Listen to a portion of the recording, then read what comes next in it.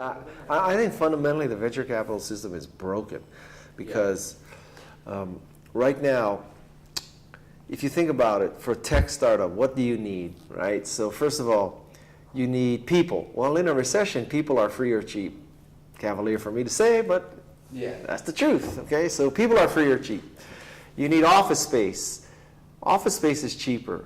If you need office space at all, maybe you don't need it at all because you have a virtual team and you're all connecting by Skype and through sharing of files and stuff like that. So you may not even need office space.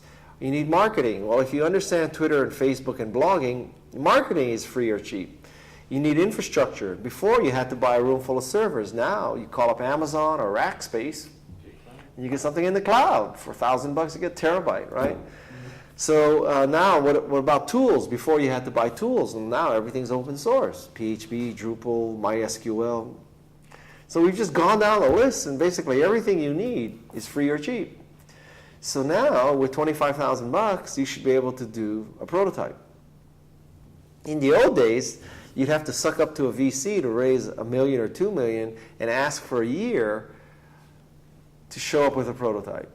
And now, with $25,000 and all this free stuff, you should be able to show up with a prototype before you need to raise venture capital. Okay. So that's why venture capital was predicated on people need money to start a company, and that need is not as great. So people need expansion capital, which is different. It's a different game. The recession will end, right? And if you wait for the recession to end before you start your company, then you're going to be a year behind the recession ending. So now is a great time. And a firm like Y Combinator, which hands out $25,000, $25,000 seems to be the magic number now. Really? Yeah. So, you still think that venture capital is needed, but at a smaller amount, basically, to get companies going, with $25,000? But venture capital cannot invest $25,000. Okay, so they because, have higher numbers. Yeah, they have to have higher numbers because typically the legal fees, the documentation to invest is $25,000. So you can't spend $25,000 to invest $25,000. That system just won't work. Okay. So now venture capital is for companies that have a prototype and have shown that the dogs are eating the food, which will create this bubble because now there are fewer deals coming. And the deals that are coming are better because they're not just a PowerPoint presentation. So there's, of course, bidding wars. So recently a company in the West Coast got like $40 million for an iPhone and Android app called I think Color, something like that, where if you're an iPhone and you join the service, when you take a picture, it automatically shares the picture with everybody around you who also are on the service, which is either really clever or really stupid. But they got $40 million for that. So $40 million, let's say on average you sell 25% of the company for $40 million. So this is like $150, $200 million valuation company. Wow. Wow, for an iPhone app? Wow. Yeah. I love that. Do you think that venture capital, you said the system's broken, do you think that it can be fixed, or do you think that it's going to be eliminated?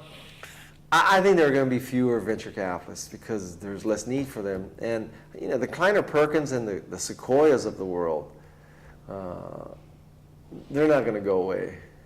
But the concept that everybody will raise $100 million and put it at play, that's hard, that's challenging. And the asset class is not doing well. So you have a lot of pressure.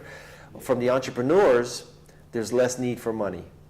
And then if you are an investor and an insurance company or a pension fund, and you look at asset classes. So you need some real estate, you need some bonds, you need some common stock, you need some private equity.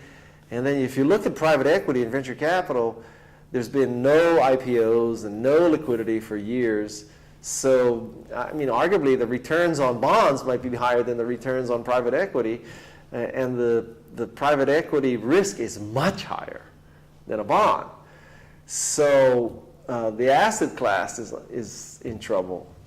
And you know, Kleiner Perkins and Sequoia only needs a finite amount of money. There's probably more money trying to get into Sequoia and Kleiner Perkins than they want to take, because they realized that they could not put $2 billion at play. Yeah. I mean, it's just mathematically impossible to invest $2 billion unless you really do stupid things. So we have this pressure that it's not necessary, or it's less necessary, and it hasn't returned well. I mean, this is not good news here. What else do you see popping up instead of venture capital, kind of taking its place? Well, there are these concepts like Y Combinator, and you know, they invest $25,000, and angel investors for $25,000. You know, $25,000 is within reach of most angel investors. And you know, with our friends at the SEC, if you are what's called a Reg D investor, you know, $25,000 should not matter much to you. That's the whole thing about Reg D, right? They're trying to protect, quote unquote, little old ladies who are retired from getting fleeced. Yeah. So, you know, the typical Reg D investor, you don't have to worry about them getting fleeced. Well, they might get fleeced, but they can afford to lose it, right? Yeah. Which is the whole key.